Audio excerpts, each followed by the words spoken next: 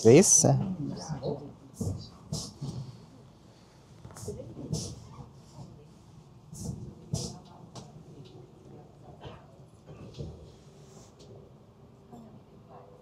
Okay. Messi.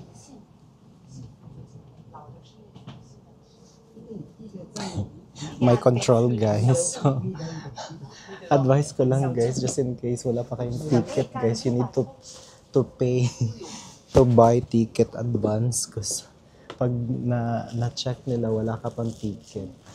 Oh my God, ang laki ng 1,100 Swiss franc ang multa dito guys. Pero sa akin, sa cellphone ko lang, sa cellphone lang ako nagbabayad guys. Ganon. Pero advice ko guys, dapat bibili kayo advance ng ticket or else wala talaga guys. Ang laki ng bayad nila na walang ticket dito.